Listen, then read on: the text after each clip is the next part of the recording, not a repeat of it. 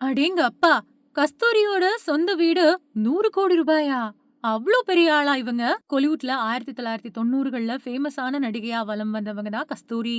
இவங்க சென்னையில இருக்கக்கூடிய எத்திராஜ் காலேஜ்ல படிக்கிறப்பவே, இவங்களுக்கு 1991வது வருஷம் கஸ்தூரி ராஜா இயக்குன "ஆத்தா உன் கோவிலிலே" படத்துல ஹீரோயினா நடிக்க வாய்ப்பு கிடைச்சது. இந்த படத்துல அவங்க நடிச்ச கதாபாத்திரம் ரசிகர்கள் மத்தியில அமோக வரவேற்பு பெற்றது. அதத் தொடர்ந்து நடிப்புல பிஸியான கஸ்தூரி, அடுத்தடுத்து ராசாத்தி வரும் நாள், சின்னவர், கவர்மெண்ட் மாப்பிள்ளை, உண்மை ஊஞ்சலாடுகிறது, அபிராமி, செந்தமிழ் பாட்டு மாதிரியான பல ஹிட் படங்கள்ல நடிச்சாங்க. காலேஜ்ல படிக்கிறப்பவே மாடலிங்ல கவனம் செலுத்தின கஸ்தூரி, போன 1992வது வருஷம் மிஸ் சென்னை அழகி போட்டியில கலந்துக்கிட்டு வெற்றி வாகை சூடுனாங்க. அதுக்கு பின்னாடி Femina miss Madras, beauty pageant மாதிரியான அழகி போட்டிகள்லயும் களமிறங்கி பட்டம் பெற்றிருந்தாங்க.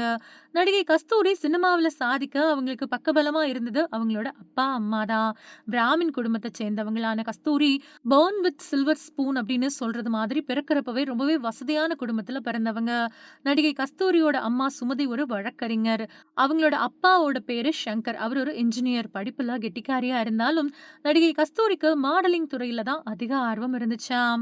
கஸ்தூரியோட அம்மா ஒரு வழக்கறிஞர் அப்படிங்கிறதாலேயே, கஸ்தூரி சின்ன வயசுல இருந்தே தைரியமான பெண்ணா தான் வளர்ந்திருக்காங்க. இதனால அவங்க தன்னோட மனசுல படக்கூடிய கருத்துக்கள ஓப்பனாவே பேசிடுவாங்க. இதனால பல நேரங்கள்ல சர்ச்சையிலும் சிக்கியிருக்காங்க கஸ்தூரி. கஸ்தூரியோட கணவரும் வசதியான குடும்பத்த சேர்ந்தவர் தான். நடிகை கஸ்தூரிக்கு சொந்தமா சென்னையில ஒரு பிரம்மாண்டமான வீடு இருக்கு. அதோட மதிப்பு 108 கோடி இருக்குமா. இந்த வீடு சென்னை ஆழ்வார்பேட்டையில இருக்கக்கூடிய கஸ்தூரி ரங்கன் சாலையில அமைஞ்சிருக்கு.